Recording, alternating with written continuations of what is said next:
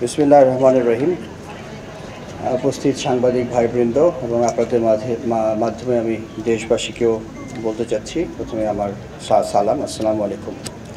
আপনারা জানেন আজকে রাষ্ট্রীয় শোক ঘোষণা করা হয়েছে।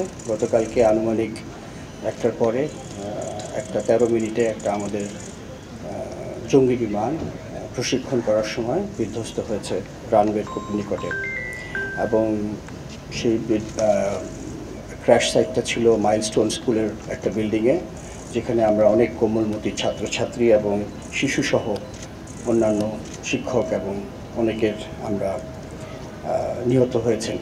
প্রথমে আমি তাদের আত্মার মাগফিরাত কামনা করছি।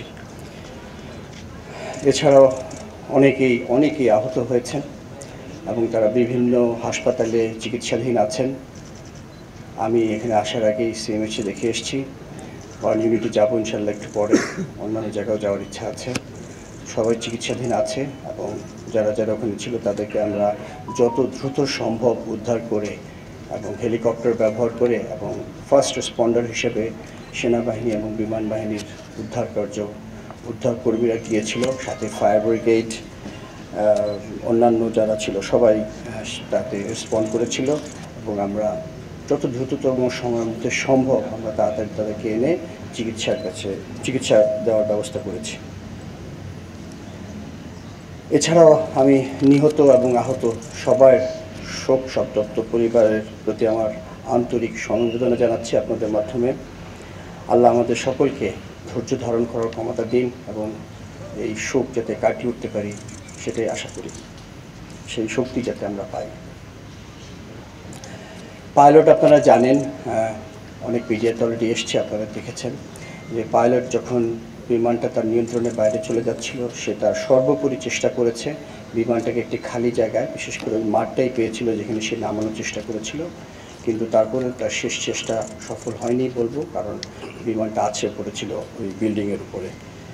কিন্তু সে সেই নিয়ন্ত্রণ রাখার জন্যে বা বিমানটাকে দিক নির্দেশনা যাওয়ার জন্য যে মূল্যবান সময় দিয়েছে, তার জন্যে তার যে ইজেকশন বলি আমরা, বিমান থেকে বের হওয়ার যে পদ্ধতি আমাদের, সেটা বিলম্বিত হয়ে যায় এবং তার ফলে সে তার নিজের জীবন উৎসর্গ করেছে বা সে আজকে আমাদের মাঝে নাই।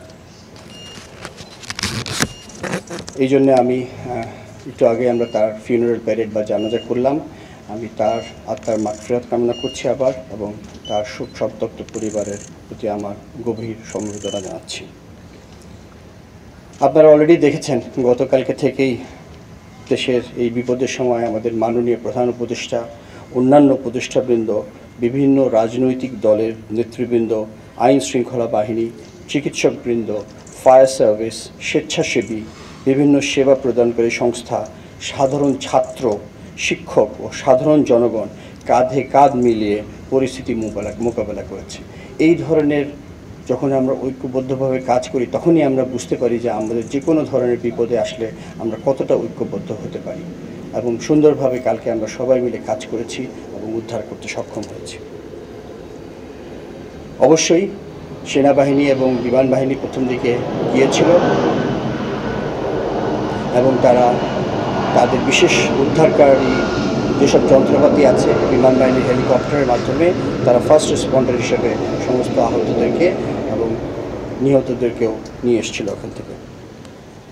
আমি আপনাদেরকে জানাতে চাই যে সরকার বা আমাদের মাননীয় প্রধান উপদেষ্টা প্রথমেই বলেছেন যে এদের যারা আহত হয়েছে তাদের সুচিকিৎসার বন্দোবস্ত করতে হবে, এবং সে ব্যাপারে তাদের কাছ থেকে আমরা সম্পূর্ণ আশ্বাস পাচ্ছি। ইনশাআল্লাহ সমস্ত ধরনের চিকিৎসা ব্যবস্থা তাদের করা হবে।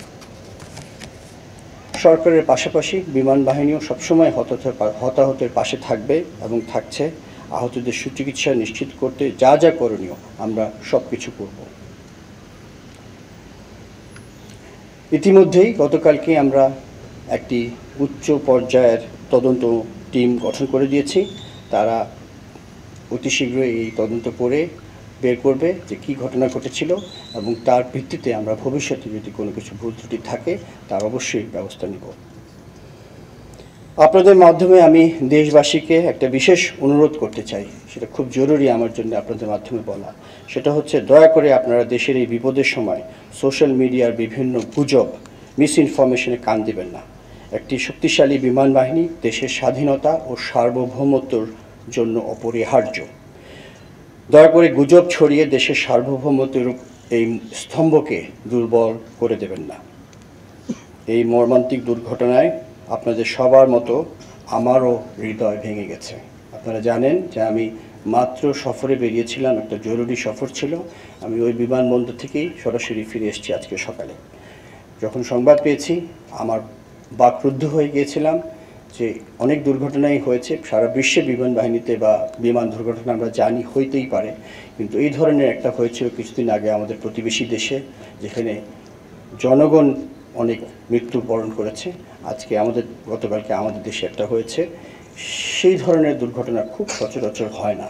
এটা আমাদের জন্য খুবই দুঃখজনক, কিন্তু একটা কথা বলতেই হয়, যখন দুর্ঘটনা হয় সেটা আল্লাহ জানেন কেন, ভালো মন্দ কী আছে এটার ভিতরে। তবে যে অপূরণীয় ক্ষতি হয়ে গিয়েছে সেটা রিকভার করাই হবে আমাদের মূল কাজ। বা যদিও জানি এটা কোনোভাবেই পারিবারিকভাবে আমরা সম্ভব করতে পারবো না, বাট আমি যেটা বলেছি বারবার যে আমরা তাদের পাশে থাকবো। আমরা সম্মিলিতভাবে অনেকেরই কষ্ট কিছুটা হলেও লাঘব করতে সক্ষম হব ইনশাআল্লাহ। আহতের সুচিকিৎসা এটাই এখন আমার মনে হয় সবচেয়ে জরুরি।